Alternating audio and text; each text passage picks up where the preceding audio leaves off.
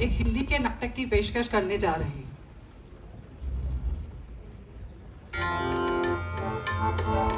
गणरंग के सभी दर्शकों को ब्लू रिज यूनिट सी का नमस्कार। आज आपके समक्ष हम एक रहस्यमय और अनोखा केस प्रस्तुत करने जा रहे हैं। तो दोस्तों, कुर्सी थाम कर बैठिए और इस केस की उलझन को सुलझते हुए देखिए। मार्च का महीना है, ग्रीष्म ऋतु बस दरवाजा खटखटा ही रही थी। जज फर्नांडिस के कोर्ट के कार्यकाल का आज ये आखिरी केस है। केस भी बड़ा अनोखा आया है कोर्ट में। एक हत्या हुई, किसी एम शर्मा की हत्या। कब हुई, कहां हुई, कैसे हुई, कुछ नहीं पता। और तो और एम शर्मा की बॉडी भी नहीं मिली है, लेकिन उस हत्या के गवाह है और हत्यारा भी। पर कई बार जो दिखता है वो होता नहीं, ऐसा जज फर्नांडिस ने अपने अब तक के कार्यकाल में अक्सर देखा था। आखिर ये कोर्ट ऐसे ही काला और बाल ऐसे ही सफेद नहीं किए थे। निर्धारित समय पर कोर्ट की कार्यवाही शुरू हुई और केस के अनूठेपन के कारण मीडिया और प्रेस की भी अब इस पर नजर है। कोर्ट में भी काफी लोग उत्सुकतावश आए हैं।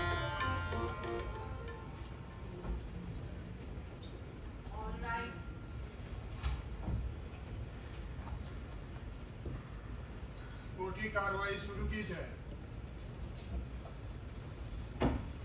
जज साहब, मेरे काबिल दोस्त और यहाँ उपस्थित सब जन, आज हम यहाँ एकत्रित हुए हैं एक कातिल को सजा दिलाने के लिए।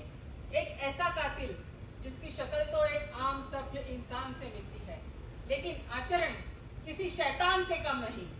जो एक भाई है, पिता है, दादा है और एक बड़ी कंपनी का मालिक है। हर तरह के ऐशो आराम में जीने वाला एक सफल इंसान, लेकिन साथ ही साथ एक निर्मम हत्यारा भी, एम शर्मा का, जिसने एक बार भी ये नहीं सोचा कि एम शर्मा के परिवार पर क्या बीतेगी और बिना किसी शिकन उसकी हत्या कर दी। इनको तो लगा होगा कि मैं बहुत अमीर हूँ, पैसे वाला हूँ और बहुत इन्फ्लुएंशियल हूँ, तो कोई मेरा बाल भी बांका नहीं कर सकता। और हत्या होते हुए किसी ने देखा नहीं, ना कोई बॉडी मिली है, ना सबूत, तो कोई कैसे मुझे सजा देगा। लेकिन आज हम इनको बतला दें कि भगवान के घर देर है, अंधेर नहीं। जी जज साहब, आज हमारे पास कुछ ऐसे गवाह हैं इस हत्या के, जिन्होंने ये केस फाइल किया है और जो मेरे द्वारा इस कोर्ट को बताएंगे कि ये मनोहर शर्मा, ये भोले भाले दिखने वाले इंसान ही हैं एम शर्मा के हत्यारे। जैसा अमानवीय कार्य इन्होंने किया है, वैसी ही सजा इनको दी जाए, ये हम सबकी उम्मीद है। जज साहब, कहने को तो आज हम यहाँ एकत्रित हुए हैं किसी केस की सुनवाई के लिए, लेकिन मेरे हिसाब से तो यहाँ कोई केस ही नहीं बन रहा है तो सिर्फ मजाक, कोर्ट का, कानून का और यहाँ बैठे मौजूद हम सब का। कुछ लोग हैं जो अपने आप को एक कत्ल का गवाह मानते हैं और मेरे मुवक्किल श्री मनोहर शर्मा जी को उनका हत्यारा। लेकिन मजेदार बात तो ये है, हत्या कब हुई, कहाँ हुई, कैसे हुई, क्यों हुई, ये कोई नहीं जानता। और तो और जिस कत्ल की ये बात कर रहे हैं ना, उसकी तो बॉडी भी नहीं मिली अब तक। तो फिर कहाँ की हत्या और कहाँ का केस? ये सब सिर्फ एक मनगढ़ंत कहानी जैसा लगता है, जिससे कोई अच्छी फिल्म या वेब सीरीज तो जरूर बन सकती है। जज साहब, मैं कोर्ट से गुजारिश करूंगी इस केस को यही खारिज कर दिया जाए। उल्टा ये मेरे काबिल दोस्त और उनके गवाहों को कोर्ट का समय पर बात करने के लिए कड़ी से कड़ी सजा दी जाए।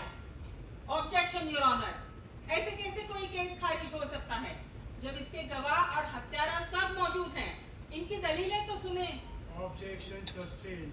पहले अपने गवाह को पेश कीजिए प्लीज। जी योर ऑनर। ओके। मैं अपनी पहली गवाह मानसी शर्मा को बुलाना चाहूंगी। मानसी शर्मा।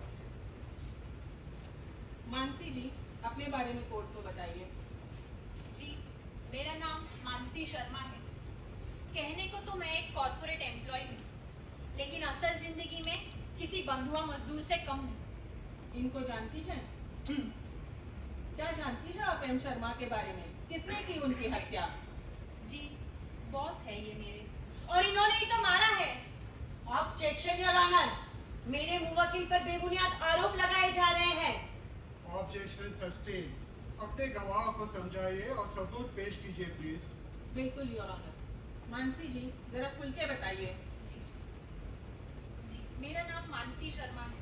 मैं हैदराबाद के पास एक छोटे से शहर से हूँ।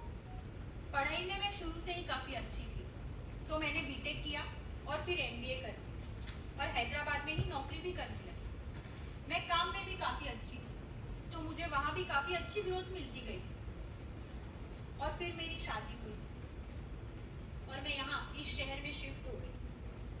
मेरा प्रीवियस एक्सपीरियंस हैदराबाद की कंपनी का काफ़ी अच्छा था, तो मुझे इनकी कंपनी में भी काफ़ी अच्छी पोस्ट पर जॉब मिली। अब यहाँ काम करते करते लगभग 5 साल हो गए हैं और कुछ ही महीने पहले मेरा प्रमोशन भी हुआ है। अब मैं एक इम्पोर्टेंट डिपार्टमेंट की डेप्यूटी हेड हूँ। प्रमोशन के साथ लगा था कि नई जिम्मेदारी होगी, बड़े डिसीजंस लेने पड़ेंगे, कुछ नया सीखने मिलेगा, लेकिन ये मेरे बॉस ये कुछ करने दे तब ना, काम का इतना प्रेशर डालते कि दिमाग काम करना बंद कर देता। इतना घंटे काम करो, ऐसे करो, वैसे करो, ये क्यों नहीं किया, ये प्लान करो, वो रीप्लान करो। अरे सब खुद ही को करना था तो मुझे क्यों प्रमोट किया? खुद ही सब करते रहते। थोड़ा तो मुझ पे ट्रस्ट करते, थोड़ा तो मुझे अपने आप को साबित करने का मौका देते, लेकिन नहीं। अरे मेरे लॉगिन और लॉग ऑफ तक का ट्रैक रखता है ये इंसान, जैसे मैं कोई फ्रेशर हूं और गोवा में छुट्टी मनाती हुई लॉगिन करके बैठी। एक दिन तो बेटा बीमार था मेरा, तेज बुखार था। छुट्टी मांगने पे इन्होंने मना कर दिया। ऑफिस में इंपॉर्टेंट मीटिंग है बोल के वैसे ही बुला लिया। बेटे को उसी हालत में छोड़ के मुझे मीटिंग करने जाना पड़ा। कैसे काम में मन लगता मेरा? करता है क्या कोई ऐसे? ऑफिस के बाद भी इनके कॉल्स और मेल्स आते रहते हैं अपडेट मांगने के लिए। मेरी वर्क लाइफ बैलेंस का तो बैलेंस ही हिला रखा है इस इंसान ने। न जाने कितनी रातें काली और वीकेंड्स तबाह हुए हैं इनके काम के चक्कर। एम शर्मा को भी ऐसे ही इन्होंने परेशान कर दिया होगा। अपडेट मांग मांग के और ना मिलने पे मार दिया इन्होंने उनको। जज साहब, मैं यहाँ इनको याद दिला दूं कि हम कोर्ट में है मैडम, किसी कॉर्पोरेट दुखड़ा रोज सभा में नहीं। भला इनकी ऑफिस और वर्क लाइफ बैलेंस से इस केस का क्या लेना देना? मानसी जी आप अपनी बात संक्षेप में शॉर्ट में कीजिए प्लीज। हाँ जज साहब, मुझे तो बस अपने करियर में आगे बढ़ना था, अच्छी इनकम कमानी थी, अच्छी ग्रोथ लेनी थी, तो मैं अपने बेटे को भी अच्छा फ्यूचर दे पाती। इसमें तो कुछ गलत नहीं, ये तो कोई गुनाह नहीं, लेकिन इन्होंने जो किया है वो गलत है। इन्होंने हत्या की है एम शर्मा की। कड़ी से कड़ी सजा देनी चाहिए इनको। ऑब्जेक्शन योर ऑनर, ये कैसी गवाही हुई? कब हुई हत्या, कैसे, और है कौन ये एम शर्मा? और अगर मेरे मुवक्किल ने उन्हें मारा भी है तो इस मोहतरमा ने तो उसके बारे में कुछ बताया ही नहीं, बस एक कोई कहानी बता दी। क्या मजाक चल रहा है यहाँ पे? वैसे इस मजाक को खत्म करने से मैं इनसे कुछ सवाल पूछ सकती हूँ? Of course you can cross question. तो मानसी जी, आपकी बातों से ऐसा लगता है कि आप एक होनहार एम्प्लॉय है। जी बिल्कुल। अच्छी बात है मैडम, लेकिन इन सब में ये एम शर्मा कहाँ फिट हो रहे हैं, ये तो बताइए। कौन है ये एम शर्मा और कब मिली थी आप उन्हें? जी, इस ऑफिस में पहले दिन ही मिली थी मैं उनको। बड़े खुश थे, मैं भी बहुत खुश थी। नया ऑफिस देख के मन खिल सा उठा था। फिर मैंने मेरे बेटे के बर्थडे पे मिली थी उसे आशीर्वाद भी दिया था उन्होंने। और आखिरी बार मैं उन्हें अपने ऑफिस के ऑफ साइट में मिली तो क्या थी, देखा ही था, दूर से झलक सी दिखी थी उनकी। तब से गायब है। मार जो दिया इन्होंने उनको। ठीक है, कैसे दिखते हैं वो?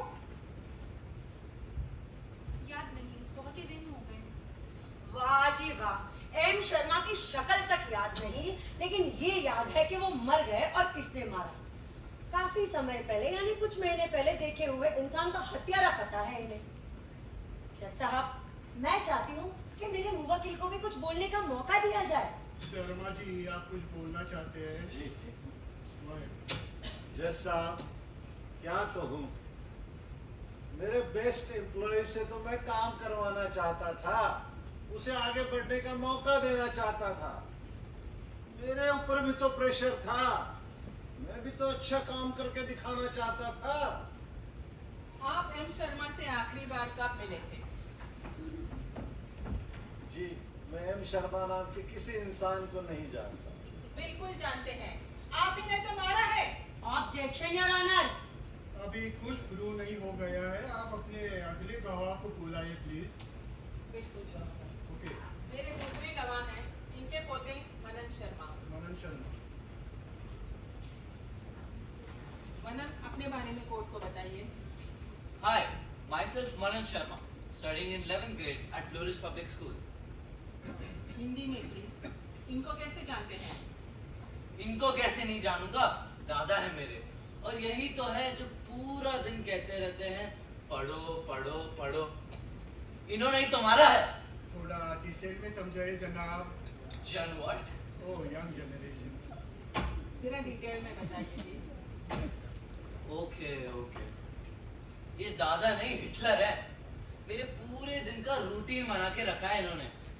सुबह दौड़ लगाओ, फिर पढ़ाई करो, फिर गाड़ी होने के बावजूद ऑटो से कॉलेज जाओ। अरे हंसी मजाक उड़ाते हैं फ्रेंड्स मेरा कि इतनी बड़ी कंपनी के ओनर तुम्हारे दादा और तुम्हें ऐसे जाना पड़ता है। फिर कॉलेज के बाद सीधा घर आ जाओ। फ्रेंड्स या गर्लफ्रेंड के साथ चिल आउट तक नहीं कर सकता। घर पर भी नजर रखते हैं मुझ पर, मैं किससे बात कर रहा हूँ, क्या कर रहा हूँ, कहाँ जा रहा हूँ, अपने सोशल मीडिया पर क्या पोस्ट कर रहा हूँ, सबका ट्रैक रखते हैं ये। अरे इनका बस चले तो मुझे पूरा दिन खाली पढ़ाई ही कराएंगे। बिकॉज एज पर हिम, पढ़ोगे लिखोगे नहीं तो नवाब कैसे बनोगे? अरे नहीं बनना मुझे एक नवाब। क्या होता क्या है ये नवाब, और क्यों बनूं मैं? मुझे तो इन्फ्लुएंसर बनना है, अपने रील्स पर लाखों फॉलोअर्स कमाने हैं, पूरी दुनिया घूमनी है, क्रिकेट खेलना है। नहीं समझ आती मुझे ये किताबों की बातें। जी मैंने मारा है। He is the murderer। क्या जज साहब, अब एक बच्चे की बातें सुनकर केस सुलझाया जाएगा? Well, can I cross question? जी बिल्कुल। Thank you. So mister Manan, ऐसा लगता है कि आप पढ़ाई से तो कोसों दूर है, Excuse me। तो सिलेबस के बारे में तो आपसे कुछ बात ही नहीं कर सकते। चलो एम शर्मा के बारे में बात करते हैं। बताइए, क्या जानते हैं आप एम शर्मा के बारे में? एंड लास्ट आपने कब देखा था उन्हें? I haven't seen him, just heard about him। Sorry, did I just here you correct? आपने उन्हें देखा ही नहीं और यहाँ इनका हत्यारा ढूंढने निकल पड़े हैं। पॉइंट टू बी नोटेड जज साहब, नो फर्दर क्वेश्चन। लेकिन मैं कुछ पूछना चाहूंगी मनोहर जी से। इजाजत है। Thank you your honour. Manohar ji, लगता है बहुत स्ट्रिक्ट दादा है आप। डिसिप्लिन जरा भी पसंद नहीं आपको। तो क्या कहना चाहेंगे अपने पोते की बातों पर? जी, मैं तो एक गार्डियन का फर्ज निभा रहा था। कहीं पैसे की आगोश में ये बिगड़ जाता तो? जब तक तकलीफ नहीं सहन करेगा, सीखेगा कैसे? आजकल की ये नई जनरेशन और इनके अजीब व गरीब शगल ये समझ में आते हैं। अच्छा, तो क्या एम शर्मा के शगल भी नहीं समझ आए थे आपको, जो उन्हें मार दिया? जी, मैंने पहले ही आपको कहा है, मैं किसी एम शर्मा और वक्त नहीं जानता। हाँ, ठीक है। मेरे तीसरे गवाह को तो जानते होंगे। जज साहब, मेरे तीसरे गवाह हैं इनके छोटे पुत्र मंथन शर्मा। मंथन Sharma. Okay. Stop it please. Stop it. Take it.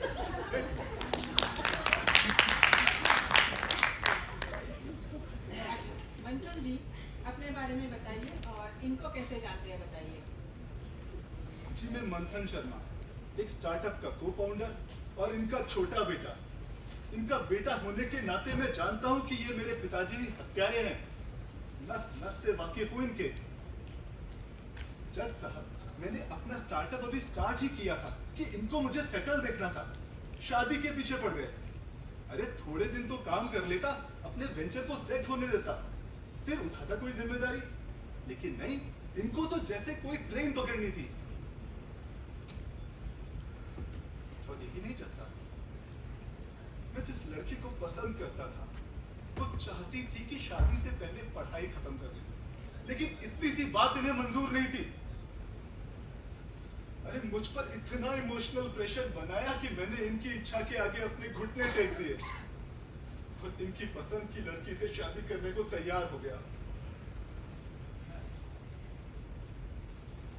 उन्होंने जो लड़की पसंद की थी मेरे लिए, माना वो सुंदर थी, सुशील थी, अरे इनके ही दोस्त के बड़े घर की बेटी थी। पर क्या जज साहब इतना काफी होता है एक रिश्ते की कामयाबी के लिए? मेरे और मेरी बीवी के ख्याल नहीं मिलते। वो छोटी छोटी बात पर मुझसे बहस करती है। दिन भर शॉपिंग करना, घूमने जाना, दोस्तों के साथ में पार्टीज करना। अगर मैंने रोका तो वो रोने लगेगी। बोलती है मैं बोरिंग हूं, बुढ़ा हो गया हूं मैं। जब साहब एक बार तो उसने मुझे बोला कि मुझ पर डोमेस्टिक वायलेंस का झूठा केस कर देगी अगर मैंने उसकी बात नहीं मानी तो। बस उस दिन से मैंने उसे टोकना ही बंद कर दिया। मैं रोज सुबह जल्दी ऑफिस निकल जाता हूँ और देर तक काम करता हूँ। घर पे रहने का मन नहीं करता मेरा। तो फिर मेरी माँ को तकलीफ हो जाती है कि मैं उससे समय नहीं दे रहा। समझ नहीं आता मैं क्या करूं, जाऊं तो जाऊं कहां? दम सा घुटता है घर पे मेरा। सब कुछ छोड़ के कहीं चले जाने का मन करता है। इन्होंने मेरी जिंदगी बर्बाद कर दी है।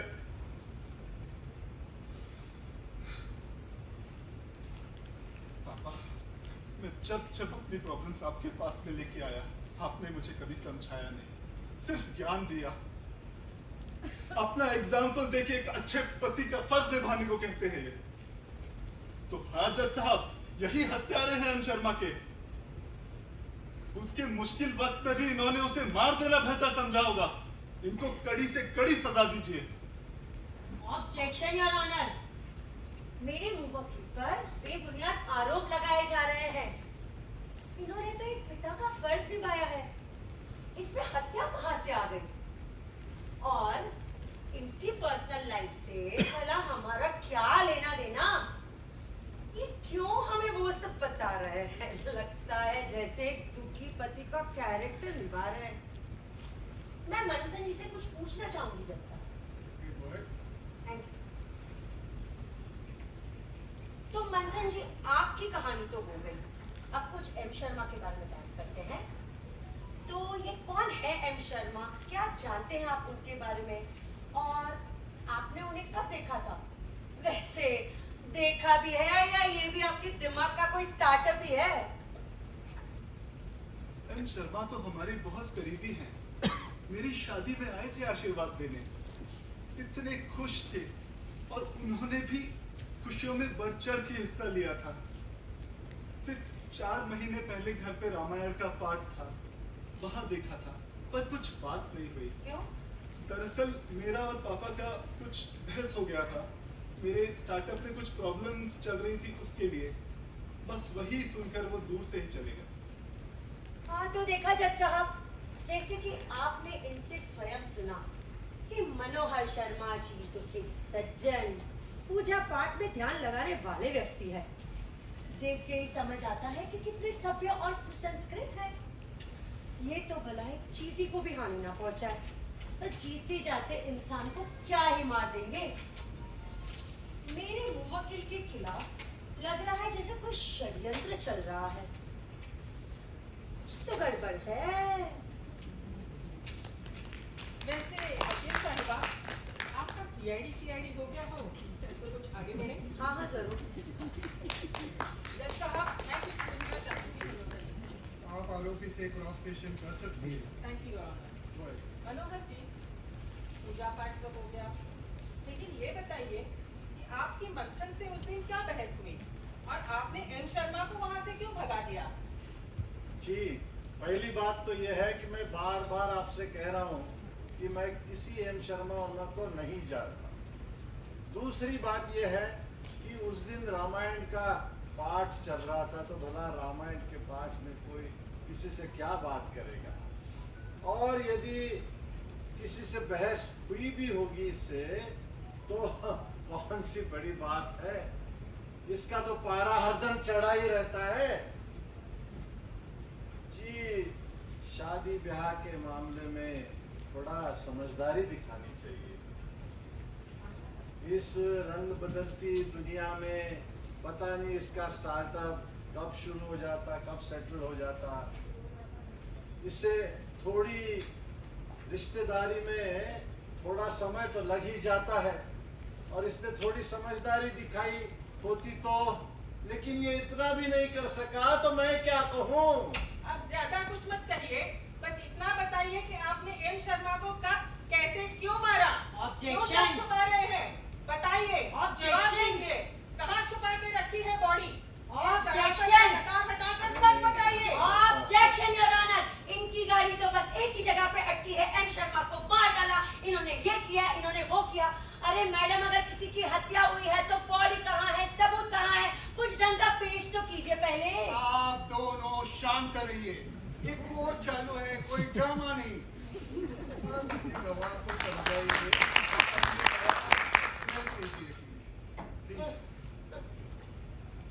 जी जज साहब, मेरे आखिरी गवाह हैं इनके छोटे भाई मनप्रसाद शर्मा। मन प्रसाद शर्मा।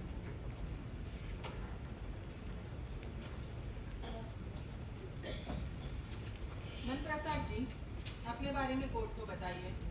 जज साहब, हम हैं मनप्रसाद शर्मा, इनके छोटे भाई। हमारे जानने वाले हमें मनपसंद शर्मा भी कहते हैं, क्योंकि हम सबके मनपसंद हैं ना। हमारे छोटे भाई जो हैं, पेशे से तो एक रियल एस्टेट कंसल्टेंट है, बल्कि थे। अब तो बस एक चलते फिरते इंसान की तरह रह गए। गांव में पुरखों की बहुत बड़ी हवेली है हमारी, जिससे जुड़ी हसीन यादें। कितनी पतंगे काटी उसकी छत पर, कितने खेल खेले हैं।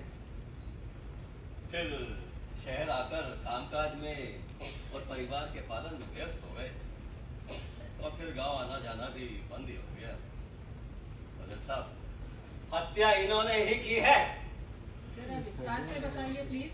बताता हूँ अपनी पूरी कहानी। 17 वर्ष का था जब मैं और ये गांव से शहर आ गए। इन्होंने तो अच्छी पढ़ाई करके नौकरी कर ली, और मैं कुछ खास पढ़ नहीं पाया। पर लोगों से मिलना जुलना, उनसे बातें करना मुझे बहुत पसंद था। देखते ही देखते रियल एस्टेट के बिजनेस में बहुत अच्छे से सेटल हो गया, और सबका मन पसंद बन गया। दिन दुनी रात चौगनी तरक्की करने लगा। फिर शादी ब्याह, बच्चे भी हो गए। कितने लोगों से घिरा रहता था। बच्चे और बीवी भी मेरा ध्यान करते थे बहुत। और फिर ये नए यंग खिलाड़ी मार्केट में आ गए, नए नए गैजेट्स से बिजनेस करने लगे। कोई मोबाइल, कोई लैपटॉप, कोई ब्लूटूथ। मेरे बहुत कस्टमर्स इनके पास चले गए। बच्चे भी पढ़ाई लिखाई करके देश के बाहर चले गए। अब बच्चे बस सिर्फ मैं और मेरी पत्नी। नियति का विधान समझ के इसी में संतोष कर गया, और जितना था उसी में जीवन यापन करने लगा। फिर एक दिन मेरी पत्नी स्वर्ग से आ गई। मेरी बातों को सुनने वाला, उन पर हंसने वाला कोई नहीं था। ना किसी से मिलना जुलना होता, ना कोई झांकने आता। बस बच्चे भी आकर खाना पूर्ति करके चले जाते थे। लो जज साहब, अब एक और कहानी सुन लो। यहाँ कोई केस नहीं, जैसे कहानियों की प्रतियोगिता ही चल रही हो। कोई केस के सिलसिले में मुद्दे की बात पर को तो आना ही नहीं चाहता, बस अपनी कहानियां दोहराए जा रहा है। जैसा आगे मैं पूरी करता हूँ बात अभी। हाँ तो जरा मुद्दे की बात कीजिए। एक दिन मैं इनके घर पर आ गया। इनसे तो कोई सपोर्ट ही नहीं मिली मुझे। इन्होंने एक बड़े भाई होने का फर्ज भी नहीं निभाया। मेरा दुख क्या है उसे समझने की कोशिश तक नहीं की। क्या करता मैं सारा दिन, क्या करता था अकेला इंसान? सारा दिन बस यही इंतजार करता हूँ कि ये दो पल आए आके बैठे, कुछ अपने बताए कुछ मेरी सुने, और इनके पास तो कोई टाइम ही नहीं है। जज साहब, अब तो बस अपने दिन ही गिन रहा हूँ, बट इन्होंने ही हमारे प्यारे एम शर्मा की हत्या की है। इन्होंने उसे भी अकेले छोड़ दिया होगा, मजबूर मरने के लिए अकेले।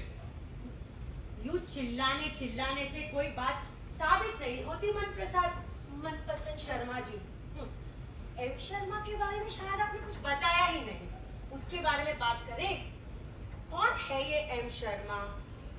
मिले भी हैं आप उनसे? क्या उम्र होगी, क्या करते हैं? नहीं थे। ओहो थे। एम शर्मा तो हमारे बहुत करीबी थे। अच्छा। मेरी ही हम उम्र होंगे। जब बेबी जिंदा थी, करीब 2 साल पहले आए थे घर पे मिलने और चाय पीने। इनको तो वो फूटी आंख भी नहीं भाते थे। जब भी वो घर पे आते, इनका तो मुंह चढ़ जाता था। मतलब कुछ साल पहले मिले थे आप एम शर्मा से, राइट? वैसे कल क्या खाया था याद है आपको? ऐसा लग रहा है यहाँ कोई फिल्म चल रही हो, वो भी सस्पेंस स्टोरी वाली। लेकिन नहीं जज साहब, मामला बिल्कुल साफ है। एम शर्मा को किसी ने देखा नहीं, देखा भी है तो काफी समय पहले या कुछ पल भर के लिए, और तो और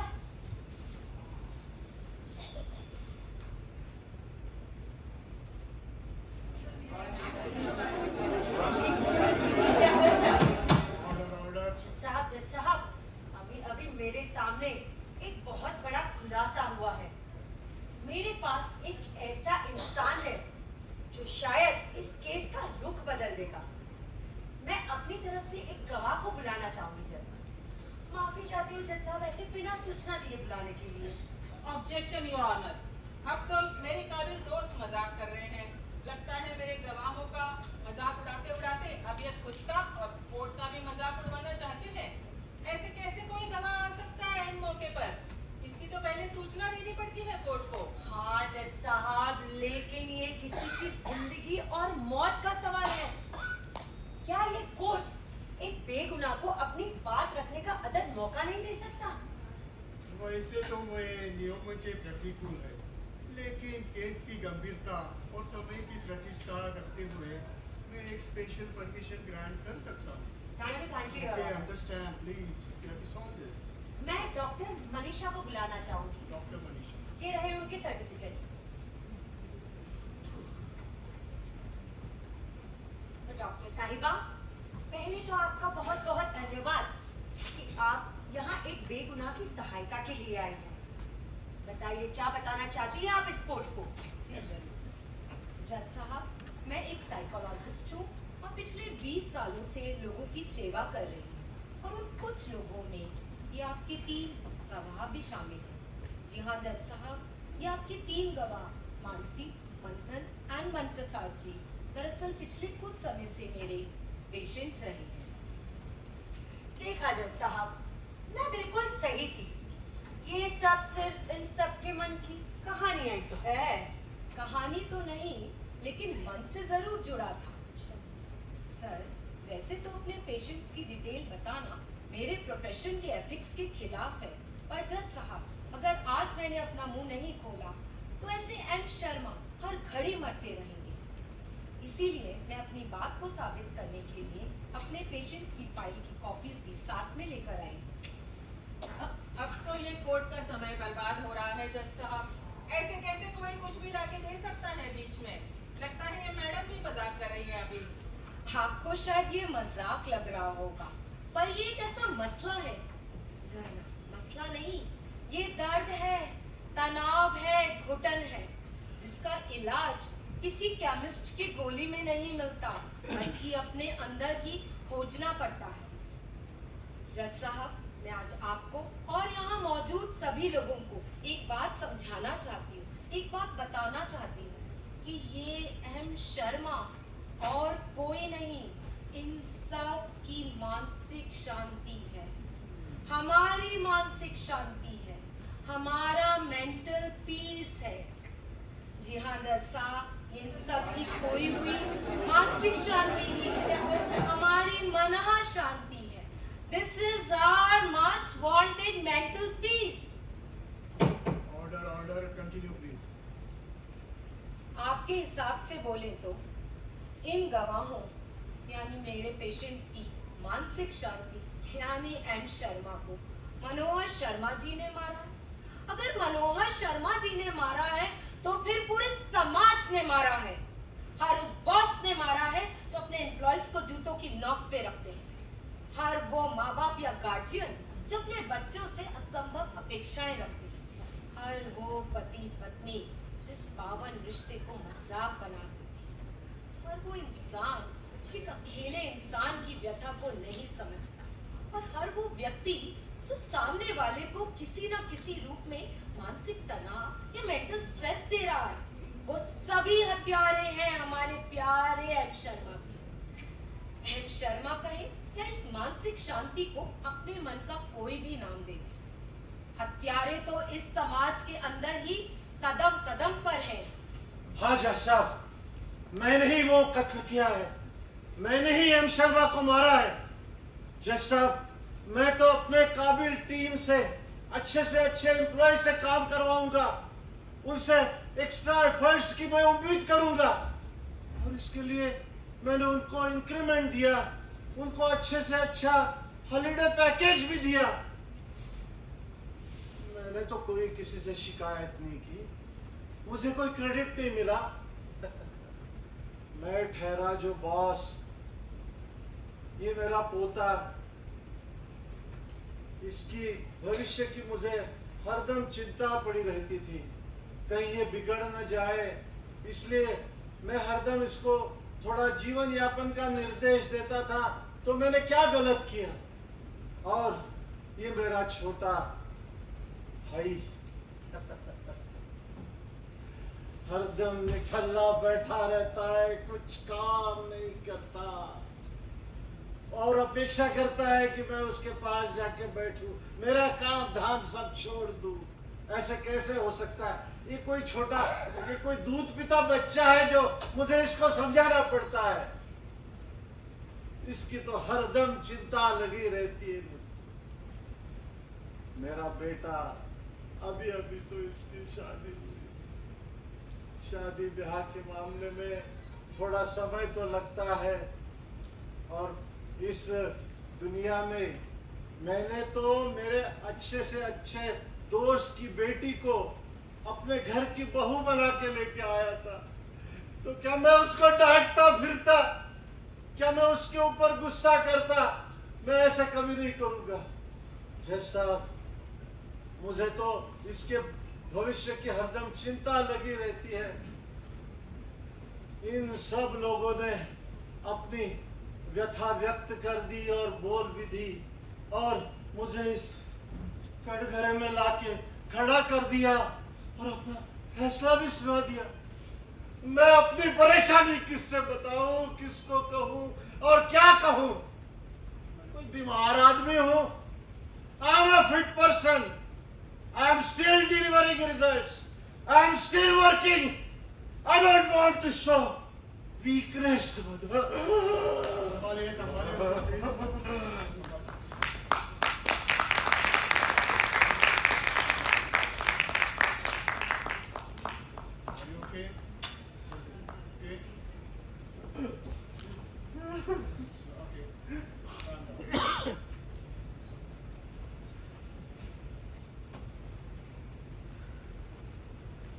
देखा जज साहब आपने, आज इस कोर्ट ने ही एक एम शर्मा की हत्या देखी। मनोहर शर्मा जी के एम शर्मा यानी मनोहर शर्मा जी की मानसिक शांति की हत्या। आप अपनी जगह पे जाइए प्लीज।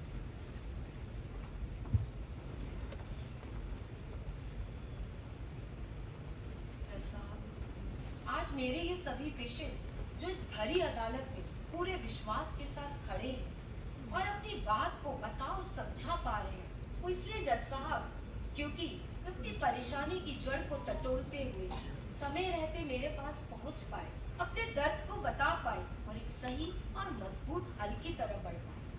और जो नहीं बता पाए वो मनोहर शर्मा जी की तरह अंदर ही अंदर घुटते रहे। उनका हाल तो आपने देख ही लिया।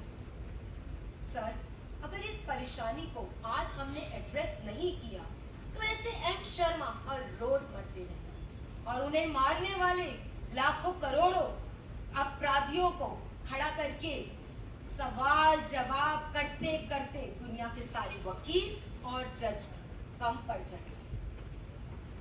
अगर अपने एम शर्मा को हम सब ने नहीं तलाशा, किसी से बात करके या किसी से मदद मांगी, तो ये अंदर की घुटन एक दिन हम सबकी जान ले लेगी। बस इतना ही कहना है जज साहब, बाकी फैसला आपके हाथ में है।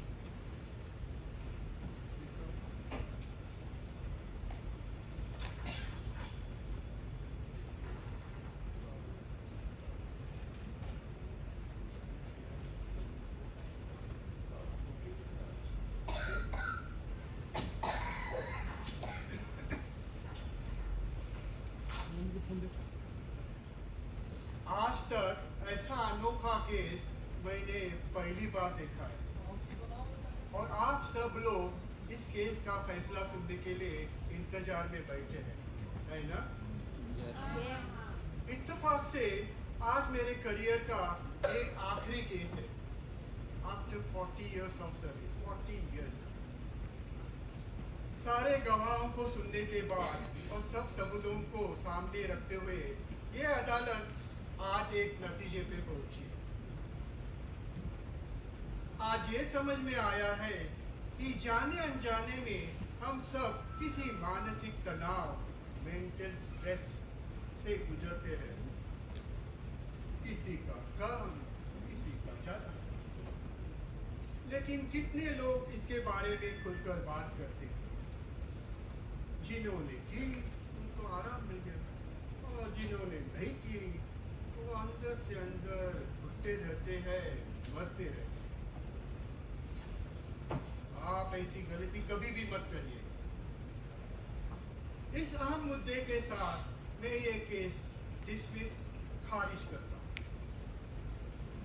इस उम्मीद के साथ कि इससे आपको सबको कुछ तो भी सीख मिलती है और अब कोई एम शर्मा फिर से नहीं मरेगा।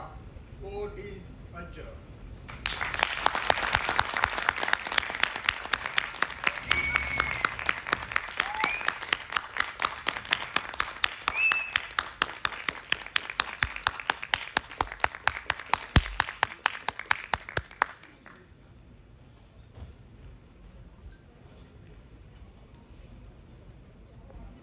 खूप छान झाला संबंध दिवसभराच्या ह्याच्यामध्ये एक वेगळी कन्सेप्ट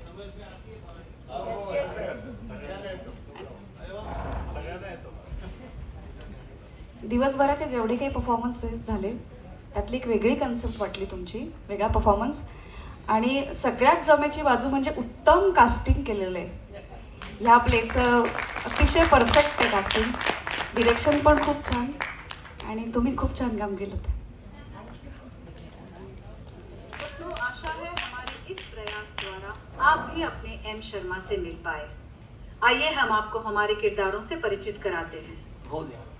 जज Fernandes Nitin Nayak, prosecution lawyer Meera Mutkekar, defence lawyer Jeenal Poladia, मुजरिम मनोहर शर्मा दत्तात्रेय घाणेकर, मानसी शर्मा मृण्मय जोशी, मनन शर्मा निर्वम पोलाडिया, मंथन शर्मा सिसिल गुप्ता, मन प्रसाद शर्मा राजेश प्रभाकर, साइकोलॉजिस्ट डॉक्टर मनीषा, संगीता टिंगल, लेखन और निर्देशन पायल शुक्ला।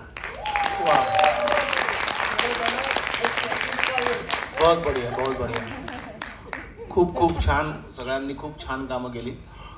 विशेष एक गोष्ट मला प्रकर्षाने जाणवली यातली, सगळेच ॲक्टिंग करत होते, सगळे छान बोलत होते. सगळ्यात कमी डायलॉग्स कोणाला असतील, पण त्यांनी शेवटचा एक मोठा डायलॉग बोलला, बरोबर. पण मी ऑब्झर्व करत होतो, जेव्हा जेव्हा त्या कटकरवर त्या आपल्या ह्याच्यामध्ये कुणी येऊन बोलायचं किंवा तुम्ही दोन जे वकील होते एकमेकांशी बोलायचे तुमच्याबद्दल स्पेसिफिकली, तेव्हा तुम्ही खूप छान रिॲक्ट होता. तुम्ही प्रत्येकाला खूप छान रिॲक्ट होतात. मध्ये हात जोडायचे, मध्येच हे करायचे, मध्ये त्यांना समजून सांगायचे नाही असं नाही बरं हे तुम्ही खूप छान रिॲक्ट करवतात. म्हणून आमच्यामध्ये म्हणतात की reactor is the best actor. तुम्ही अप्रतिम रिॲक्ट करवता. आणि तुम्ही स्टार्ट टू एंड मी बघतो तुमच्याकडे की इथे बोलतायत, सगळे बोलतायत, जज बोलतोय, तो छोटा मुलगा बोलतोय, हे बोलतायत, ती मानसी बोलते वगैरे वगैरे वगैरे. तुम्ही उत्तम रिॲक्ट करवतात. त्यामुळे तुम्ही तुमची त्या सगळ्या रिॲक्शन्स एकत्र झाल्या आणि शेवट तुम्ही अप्रतिम केलं तुमच्या डायलॉग. बाकी सगळ्यांचीच कामं उत्तम, खूप छान. All the best.